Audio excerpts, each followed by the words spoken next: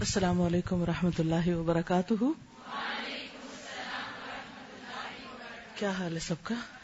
الحمدللہ. ایسے کہ چونکہ میں موسٹ آف دا ٹائم سامنے دیکھتی ہوں تو جن لوگوں نے یہاں کرسیاں رکھی ہوئی ہیں اگر یہ لوگ کرسیاں پیچھے لے جائیں تو زیادہ بہتر ہوگا تاکہ میں آپ کو فیس کر سکوں، ورنہ میری نظر آپ پہ پڑے گی نہیں، اور جب تک استاد کی نظر شاگرد پہ پڑتی نہیں تو وہ کنیکشن بنتا نہیں. سائڈ سے بس اتنی جگہ خالی رہے تو بہتر ہے. اس کی وجہ یہ ہے کہ نئی جو اور لوگ آئیں گے وہ ایک تو لائن بنائیں گے، دوسرے یہ ہے کہ جس کسی کو بولنا ہوگا وہ تیزی سے اٹھ کے آ کے یہاں پر بات کر سکے.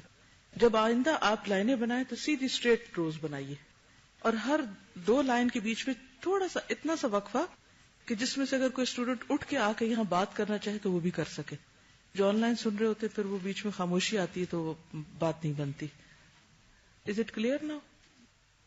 کام تو کسی بھی طرح کیا جا سکتا ہے، آپ ڈسپلن سے کریں، ترتیب سے کریں، بے ترتیبی سے کریں، خوبصورتی سے کریں، بھدے طریقے سے کریں، کام تو ہو ہی جاتا ہے. لیکن دونوں میں فرق ہوتا ہے. کس چیز کا؟ احسن عمل. یس، سورۃ الملک آپ نے پڑھی تھی، اور احسن عمل آپ کہہ نہیں سکتے اس کو جس میں دیکھنے میں بھی خوبصورتی اور ترتیب نہ ہو. نبی صلی اللہ علیہ وسلم کو اللہ تعالیٰ نے غزوہ احد کے موقع پر کیا فرمایا تھا؟ وَإِذْ غَدَوْتَ مِنْ أَهْلِكَ تُبَوِّئُ الْمُؤْمِنِينَ مَقَاعِدَ لِلْقِتَالِ. آپ جب صبح سویرے نکلے تھے، ایک تو یہ کہ ارلی کام شروع کرنے کی بات ہے، دوسرا تبوّئ جگہ بنا کر دے رہے تھے. تو یہ بھی لیڈر کی ذمہ داریوں میں سے ایک ہے. اور کلکم راعٍ، ہر شخص کہیں نہ کہیں ذمہ دار ہوتا ہے کہ وہ اپنے متعلقہ لوگوں کو، جیسے اگر گروپ لے رہے ہیں تو گروپ میں ترتیب سے بٹھائیں، اگر آپ کسی کلاس میں ہیں تو کلاس کو ترتیب سے بٹھائیں، اگر آپ کہیں جا رہے ہیں کسی بس اسٹیشن پہ یا ٹرین پہ ہے یا کہیں بھی، تو چڑھنا اترنا کام کرنا ہر چیز ترتیب سے ہو. تو کل ہم نے بات کی تھی اس پر کہ ہم یہ دیکھیں گے کہ آفات جب آئیں تو کیا کرنا چاہیے. ہم زلزلے ہی کی کنٹینیوشن میں بات کریں گے.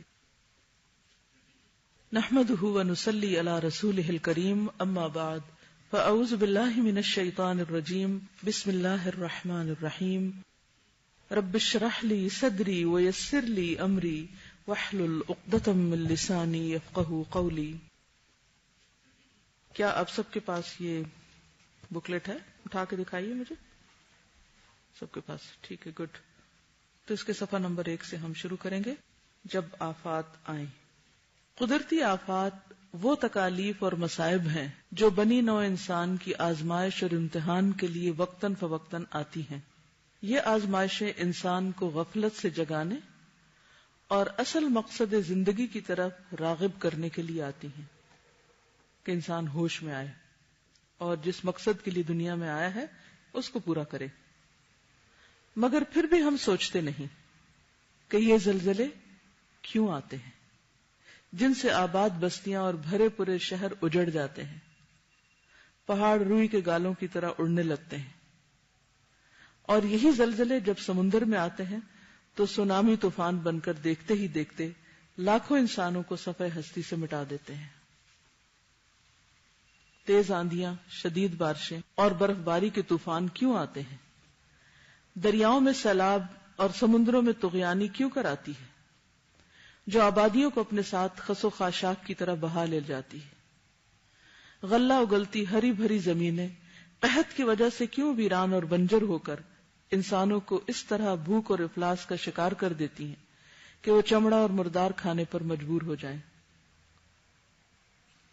پانی، خوراک اور دیگر ضروریات زندگی کیوں نایاب ہو جاتی ہیں اور شہر کے شہر موت کی وادیوں میں کیسے تبدیل ہو جاتے ہیں؟ پتھروں کی بارش اور انسانوں کو زمین میں دھنسائے جانے کے واقعات کیوں رونما ہوتے ہیں؟ ان سب سوالوں کا جواب وہی دے سکتا ہے جو ان حادثات و آفات کے اسباب اور وجوہات کا پورا پورا علم اور ادراک رکھتا ہو، یعنی اس کو پوری طرح سمجھ ہو، یعنی اس کی وجہ جانتا ہو. اور وہ کون ہو سکتا ہے؟ اللہ رب العزت. اللہ تعالیٰ فرماتے ہیں ظہر الفساد فی البر والبحر بما کسبت ایدی الناس لیذیقہم بعد الذی عملوا لعلہم یرجعون. لوگوں کے ہاتھوں کی کمائی کی وجہ سے خشکی اور سمندر میں فساد ظاہر ہو گیا تاکہ وہ ان کو ان کے اعمال کا مزہ چکھائے، شاید کہ وہ پلٹ آئیں، تاکہ انسان اللہ کی طرف رجوع کریں. قرآنی تاریخ بھی واضح کرتی ہے کہ جب کسی قوم کا ضمیر مردہ ہو جاتا ہے، وہ دنیا کی زندگی میں مست ہو جاتی ہے اور اس کی بغاوت اور سرکشی حد سے بڑھ جاتی ہے، تو پھر عذاب الہی اس کا مقدر بن جاتا ہے. جیسا کہ اللہ سبحانہ وتعالی نے فرمایا وَكَمْ أَهْلَكْنَا مِنْ قَرْيَةٍ بَطِرَتْ مَعِيشَتَهَا فَتِلْكَ مَسَاكِنُهُمْ لَمْ تُسْكَنْ مِنْ بَعْدِهِمْ إِلَّا قَلِيلًا وَكُنَّا نَحْنُ الْوَارِثِينَ. اور کتنی ہی بستیاں ایسی تھیں جو اپنی معیشت پر اتراتی تھیں، یعنی دنیاوی ترقی خوب کی انہوں نے، تو یہ ان کے گھر ہیں جن میں ان کے بعد چند لوگوں کے سوا کوئی نہ بسا، اور ہم ہی اصل وارث ہیں.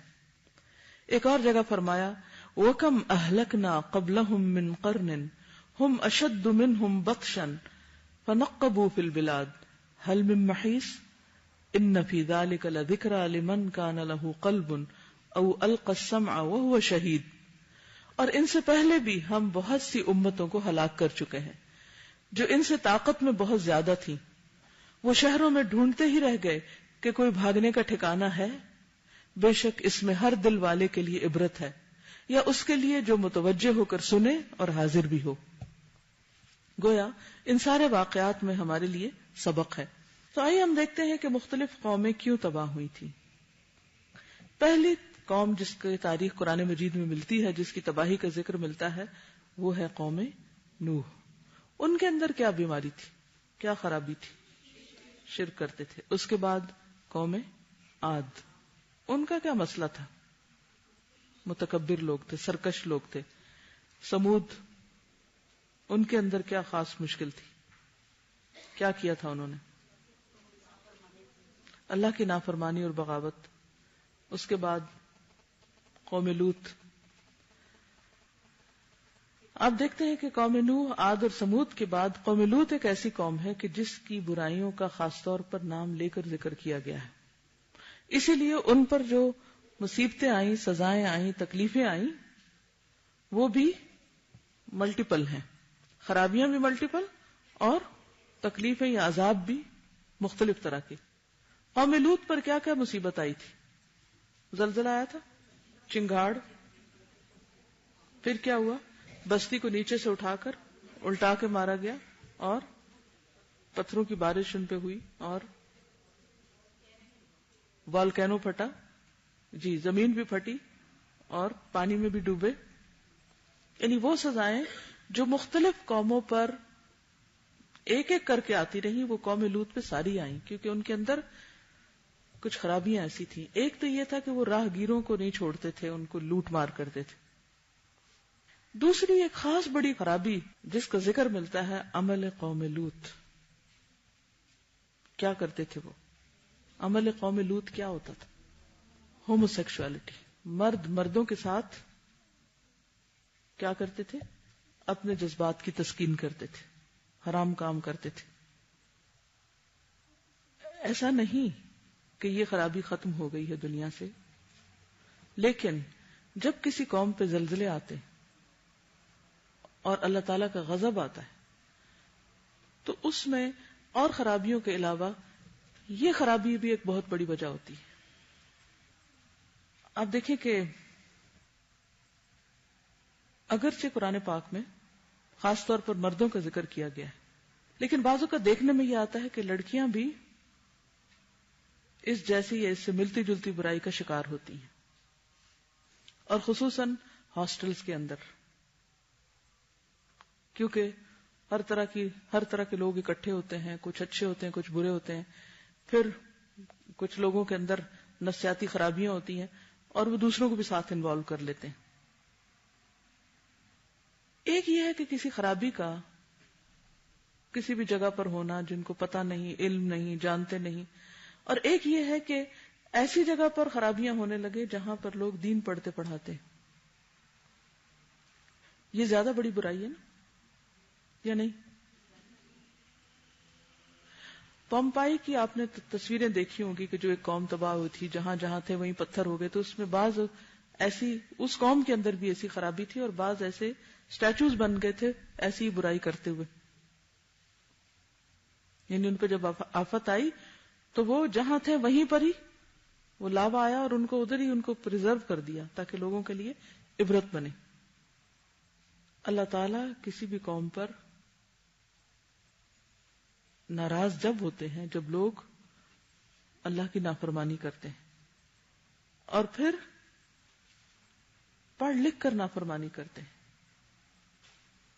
دین کے جھنڈے تلے نافرمانیاں کر رہے ہوتے ہیں۔ میں چاہوں گی کہ اس بارے میں اگر آپ میں سے کوئی کچھ کہنا چاہے تو کہے، آپ اس بارے میں کیا کہتے ہیں کہ کیا یہ گناہ اور یہ خرابی اللہ کی ناراضگی کا سبب بن سکتی؟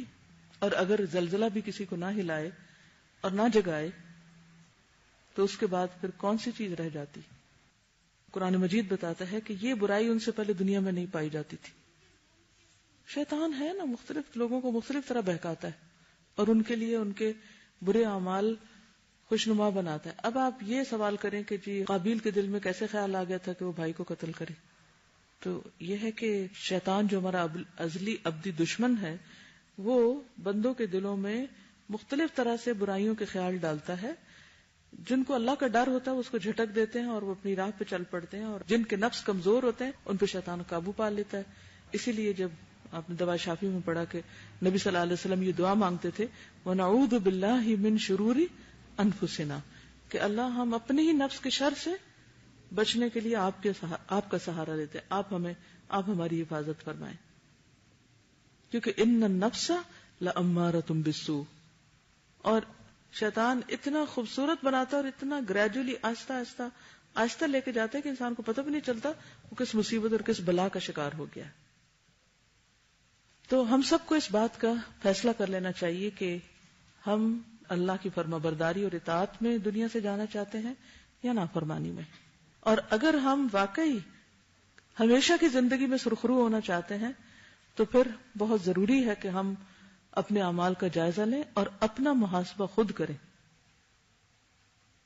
اور خود ڈیسیژن لیں کہ ہم نے برائی کو چھوڑنا ہے۔ جب ہم ڈیسیژن لے لیں گے تو اللہ تعالیٰ توفیق بھی دے دے گا، اور اگر نہیں تو دنیا اور آخرت کی رسوائی سے کوئی بچا نہیں سکتا۔ آفات سے بچاؤ۔ افراد اور قوموں کی زندگیوں میں آنے والی آفات اور تباہیوں میں ہر عبرت رکھنے والی نگاہ کے لیے سبق ہے۔ ان کو گردش زمانہ یا محض ایک حادثہ کہہ کر گزر جانا سری نادانی ہے۔ ایسے حالات میں انفرادی اور اجتماعی اصلاح کی طرف توجہ دینے کی ضرورت ہے، کیونکہ وہ مصائب جن میں آج کچھ لوگ گھرے ہوئے ہیں ہو سکتا ہے کہ کل دوسرے بھی ان مصائب میں گھرے جائیں۔ ارشاد باری تعالی ہے وَاتَّقُوا فِتْنَةً لَا تُصِيبَنَّ الَّذِينَ ظَلَمُوا مِنْكُمْ خَاصَّةً وَاعْلَمُوا أَنَّ اللَّهَ شَدِيدُ الْعِقَابِ، اور ڈرو اس فتنے سے جو خاص طور پر صرف ان لوگوں کو نہ پہنچے گا جنہوں نے تم میں سے ظلم کیا، اور جان لو کہ بے شک اللہ سخت سزا دینے والا ہے۔ تو اس سے کیا پتہ چلتا ہے کہ جب کوئی ایسی مصیبت آتی ہے تو وہ صرف ان لوگوں پہ نہیں آتی جو برا کر رہے ہوتے ہیں، ان پہ بھی آتی ہے جو دیکھتے ہیں اور خاموش رہتے ہیں اور ایسے لوگوں کو کچھ کہتے نہیں۔ تو ہمارا کیا فرض بنتا ہے کہ اگر ہم کسی شخص کے اندر ایسی کوئی برائی دیکھیں تو پھر کیا کریں؟ کیا کرنا چاہیے بتائیے؟ زبان سے روکنا چاہیے، اپنے رویے سے روکنا چاہیے، طرز عمل سے، اور کیا کرنا چاہیے؟ دل میں برا سمجھے تو وہ تو ہر کوئی برا سمجھتا ہے۔ دیکھیے وہ طریقہ سوچئے کہ جس سے برائی ختم ہو، ٹھیک ہے نا؟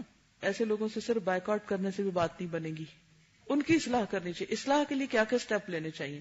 سب سے پہلے تو آپ یہ کر سکتے ہیں کہ آپ اگر منہ سے بول کے نہیں کسی کو بتا سکتے، جس کسی کے بارے میں آپ کو پتا ہے کہ کوئی ایسا کر رہا ہے یا آپ نے اس کو دیکھا ہے یا آپ کسی بھی طرح جانتے، آپ پر فرض عائد ہوتا ہے کہ آپ یا تو لکھ کر یا زبانی یا سامنے یا اس وقت بول کر یا کسی بھی طریقے سے اس کو خبردار کریں کہ تم اس برائی سے باز آؤ، اگر نہیں تو پھر میں اس کا اعلان کر دوں گی۔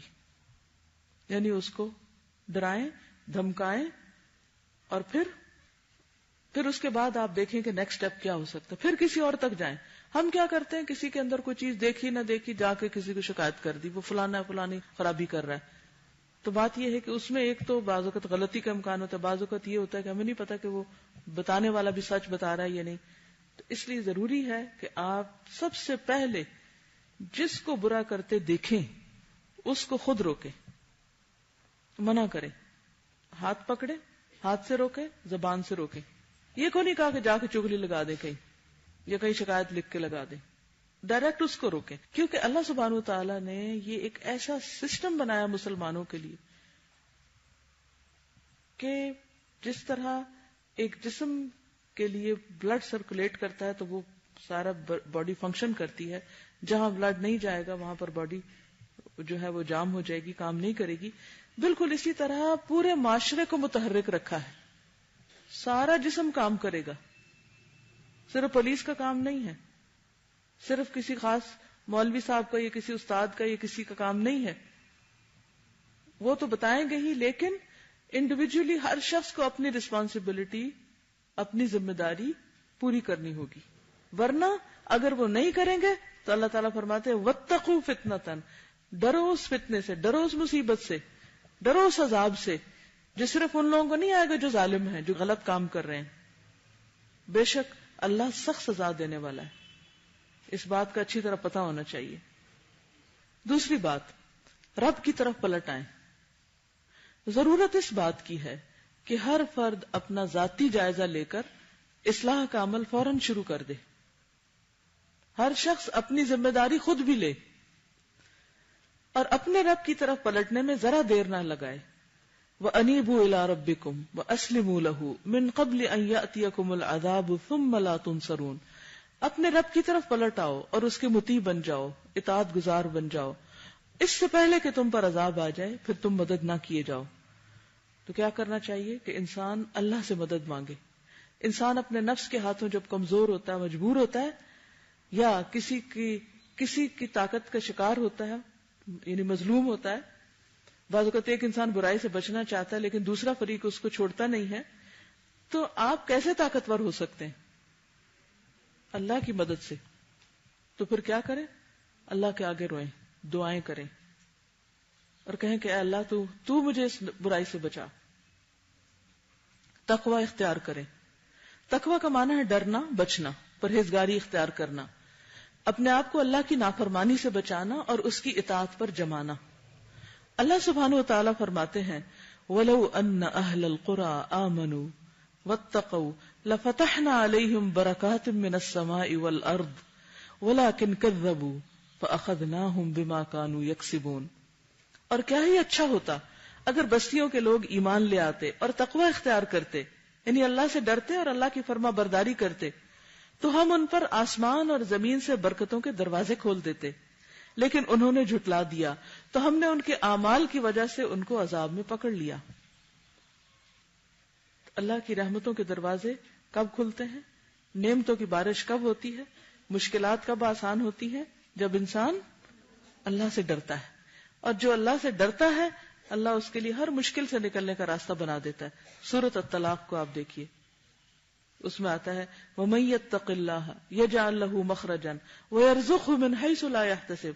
جو اللہ سے ڈرتا ہے اللہ اس کے لیے ہر مشکل سے نکلنے کا راستہ بنا دیتا ہے اور اس کو وہاں سے رزق دیتا ہے جہاں سے اس کا گمان بھی نہیں ہوتا. اس کے مسائل، مشکلات خود بخود حل ہونے لگتے ہیں.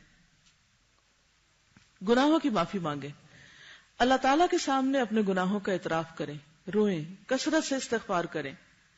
ہود علیہ السلام نے اپنی قوم سے یہی فرمایا تھا وَيَا قَوْمِ اسْتَغْفِرُوا رَبَّكُمْ ثُمَّ تُوبُوا إِلَيْهِ يُرْسِلِ السَّمَاءَ عَلَيْكُمْ مِدْرَارًا وَيَزِدْكُمْ قُوَّةً إِلَىٰ قُوَّتِكُمْ وَلَا تَتَوَلَّوْا مُجْرِمِينَ.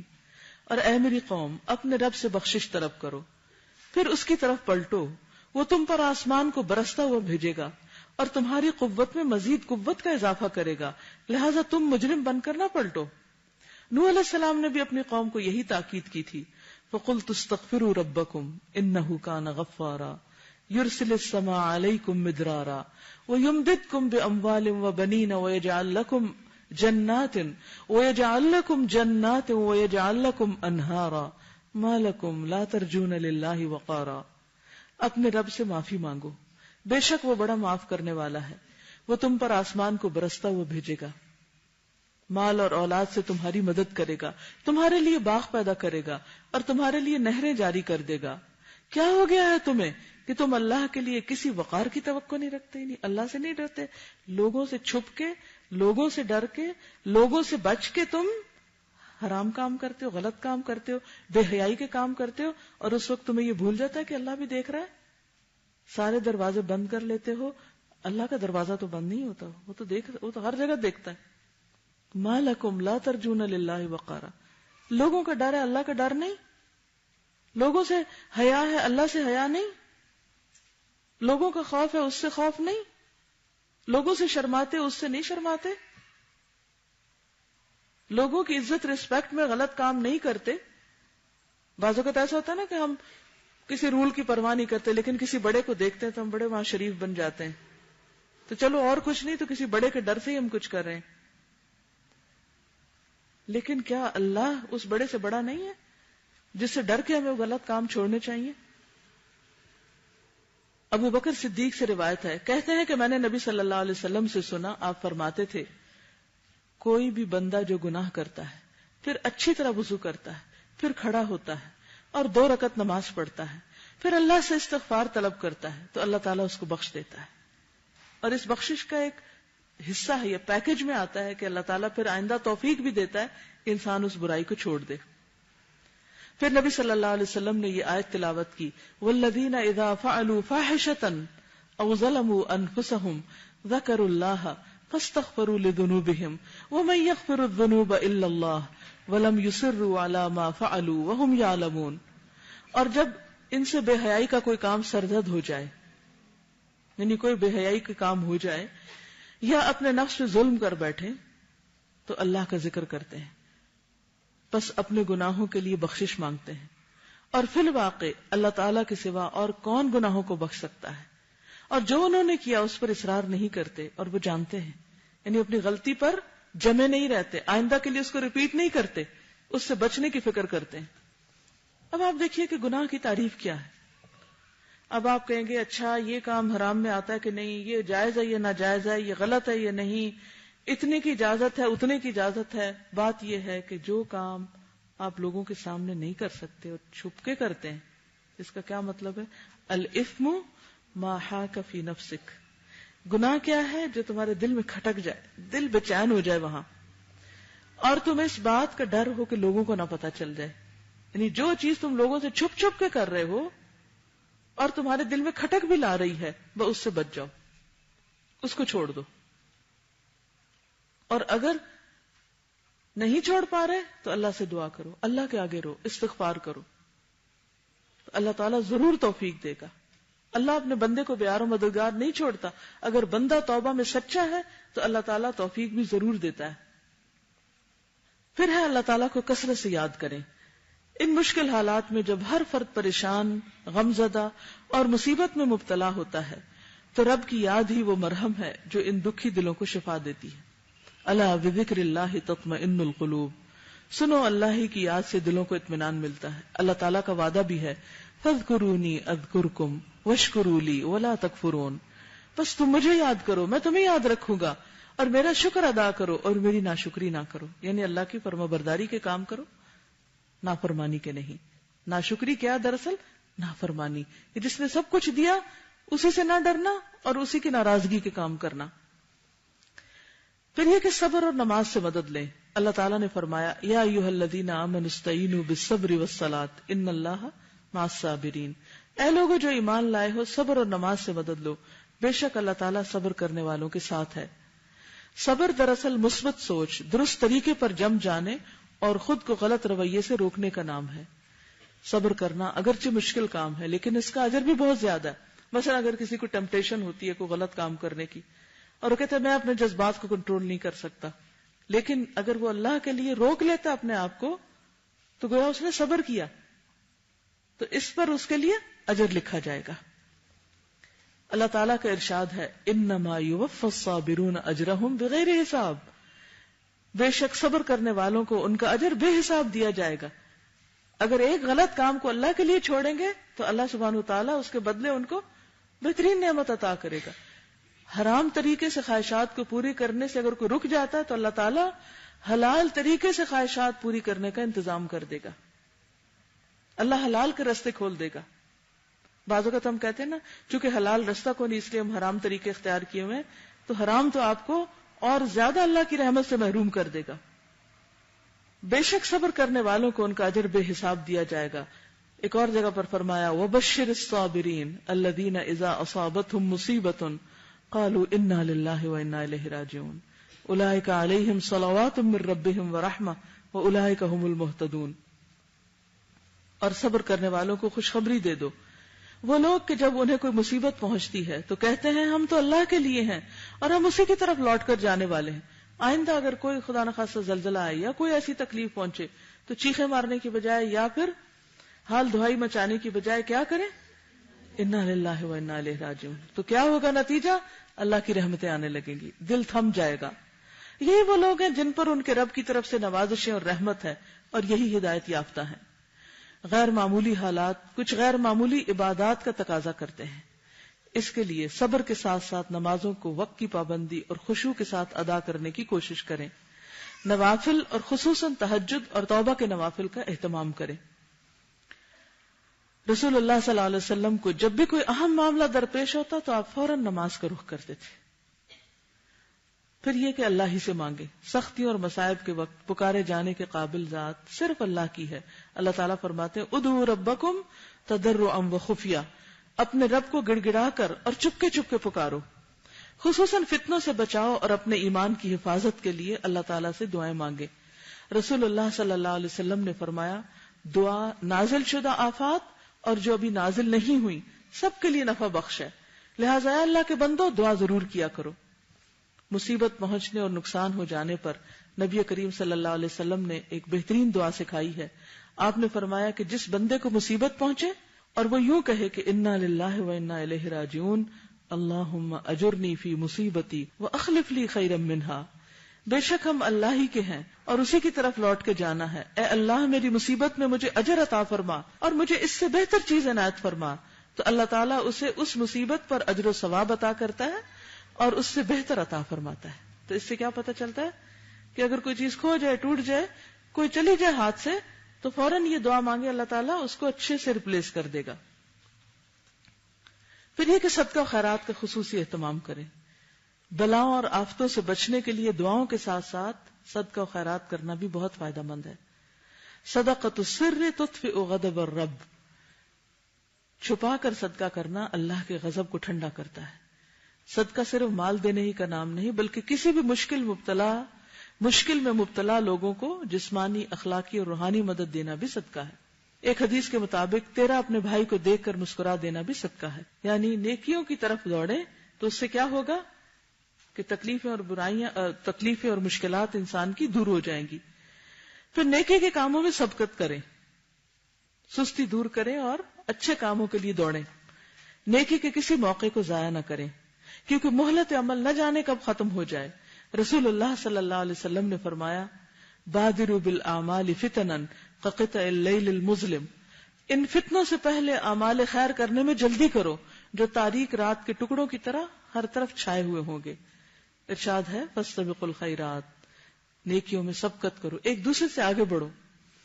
ایک اور حدیث میں پڑھی تھی اور بہت ہی خوبصورت حدیث ہے کہ اللہ کے راستے میں جہاد کرو، جد و جہد کرو، سخت محنت کرو، کیونکہ اللہ کے راستے میں جہاد جنت کے دروازوں میں سے ایک دروازہ ہے اور رنج و غم کو دور کرنے کا ذریعہ ہے.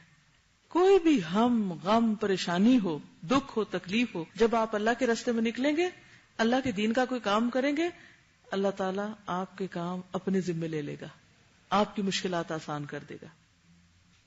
تو جب آپ دوسروں کی مدد کے لیے جاتے ہیں تو اللہ تعالیٰ آپ کی مدد فرماتا ہے. تو ہر دم تیار رہیں اس کام کے لیے کہ آپ دوسروں کے کام آئیں. نیکی کا حکم دیں اور برائی سے روکیں.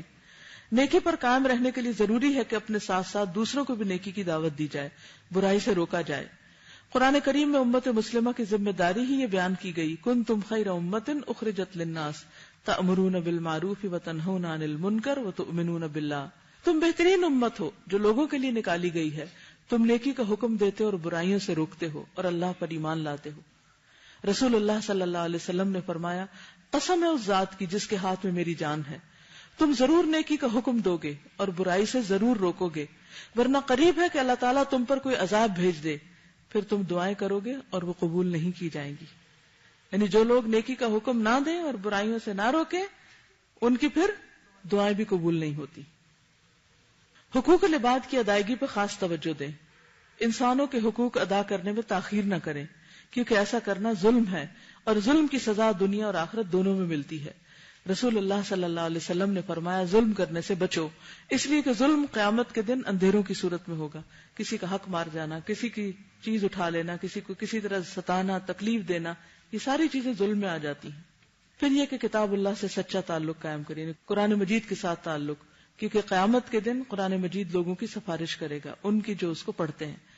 کتاب انزلناہ الیک مبارک لیدبروا آیاتہ ولیتذکر اولو الالباب، یہ بڑی برکت والی کتاب ہے جو ہم نے تمہاری طرف نازل کی تاکہ لوگ اس کی آیات میں غور و فکر کریں اور عقل و خرد رکھنے والے اس سے سبق لیں۔ جب بھی کوئی مصیبت آئے، تکلیف آئے تو کیا کریں؟ کثرت کے ساتھ قرآن مجید پڑھنا شروع کر دیں، اور جب تک دل کی گھبراہٹ دور نہ ہو تلاوت کرتے چلے جائیں۔ تو ضرورت اس بات کی ہے کہ اس کو پڑھا سمجھا جائے اور آگے بھی پہنچایا جائے، کیونکہ یہ بہترین کام ہے دنیا کے کاموں میں سے، خیرکم من تعلم القرآن وعلمہ۔ اور پھر یہ کہ ہمیں اپنا طرز عمل بدلنا ہے، صرف باتیں کافی نہیں، ٹھوس کام کرنے کی ضرورت ہے۔ بحیثیت امت ہمیں اپنا طرز عمل بدلنا ہوگا، جذباتی باتوں اور زبانی دعووں کی بجائے ٹھوس کاموں کی طرف توجہ دینا ہوگی۔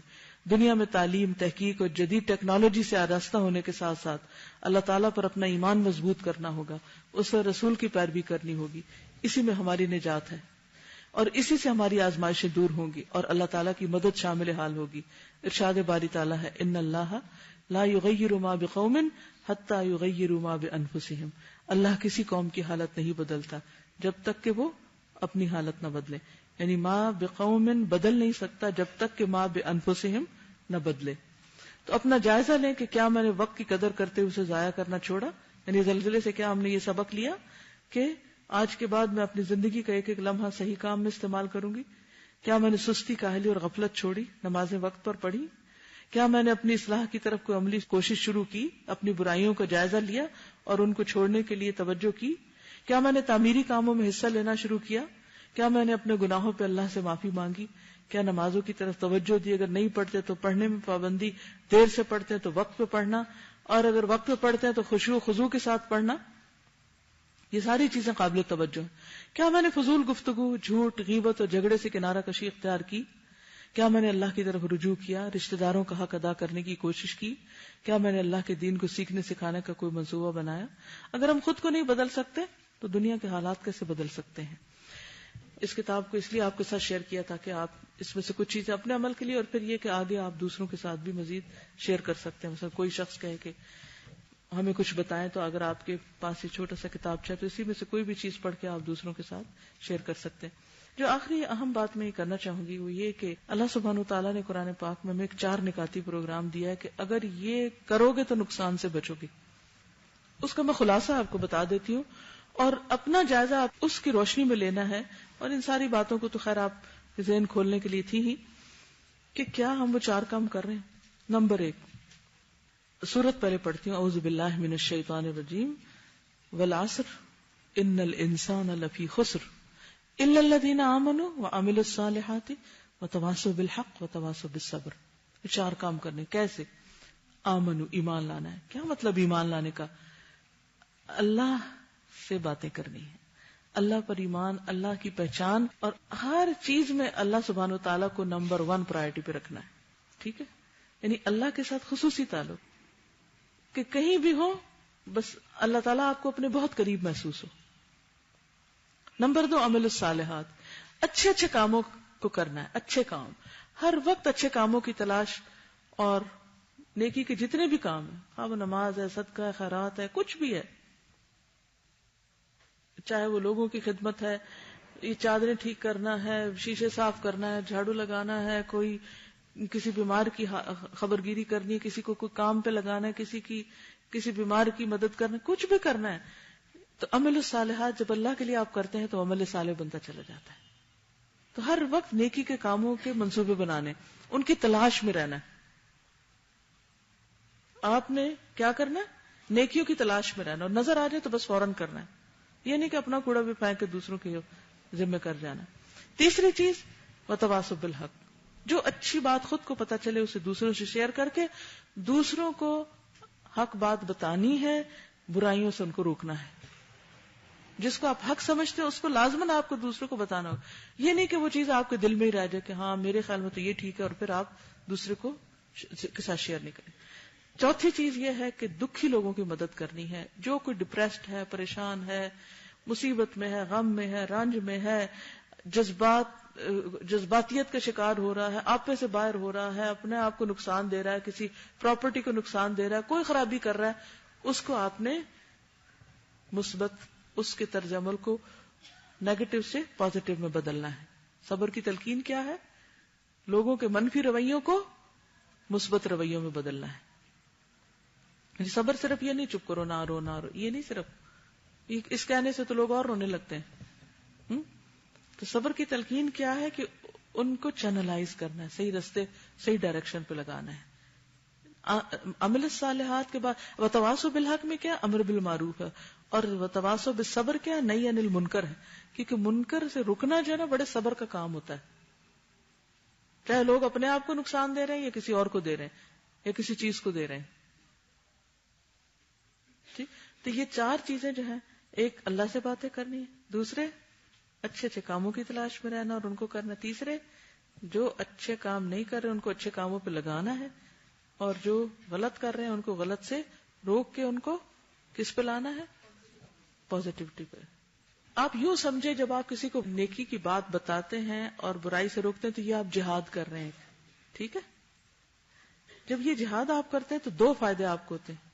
ایک تو جنت کا دروازہ کھلتا ہے، آخرت کا فائدہ پہلے بتایا گیا، اور دوسرے دنیا کے رنج جو ہم دور ہو جاتے ہیں.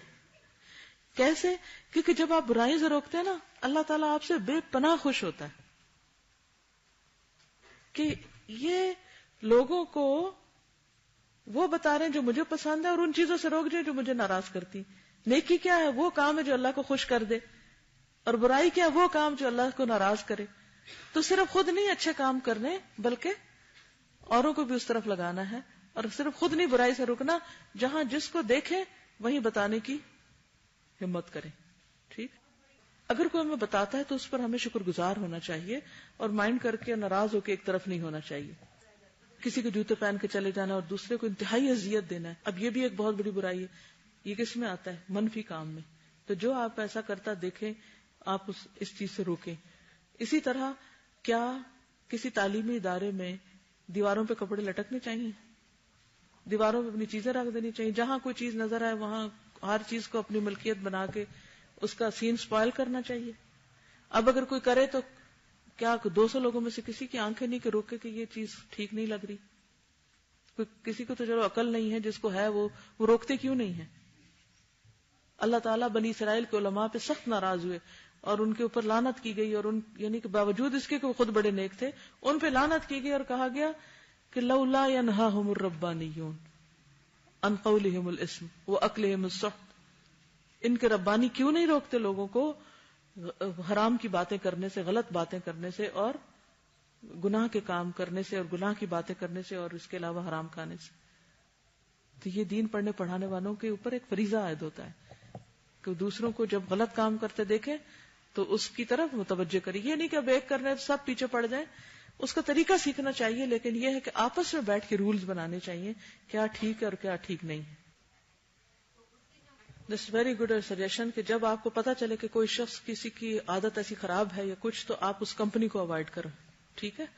اور دوسرا یہ کہ اگر آپ سٹریس کی وجہ سے کسی ایسی برائی میں مبتلا ہو رہے ہیں تو اس کو دور کرنے کے لیے اچھی گیمز، اچھی ایکٹیویٹیز، ہیلدی ڈسکشنز، اور اس کا آلٹرنیٹ ہونا چاہیے، نہ کہ حرام کاموں کی طرف انسان جائے.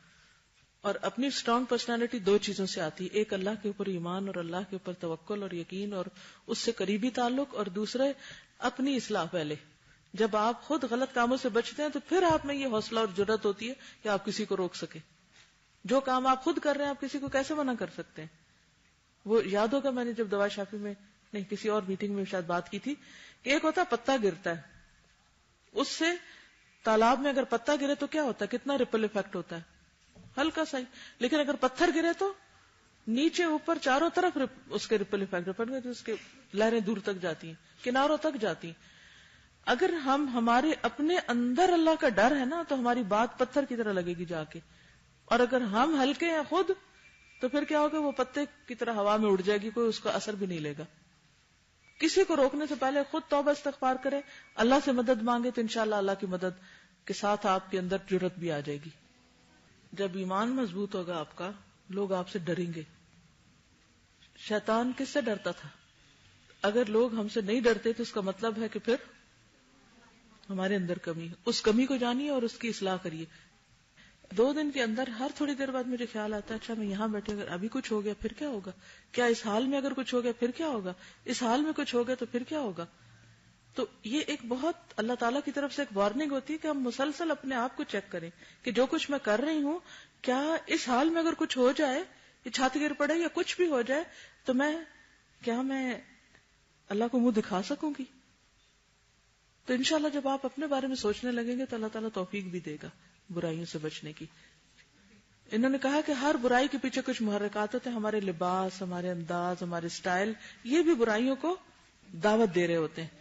تو ان چیزوں کو آپ کو دیکھنے کی ضرورت ہے اور اپنے اندر کم از کم وہ چیزیں لائیں کہ جس سے آپ کسی کے لیے فتنہ نہ بنے.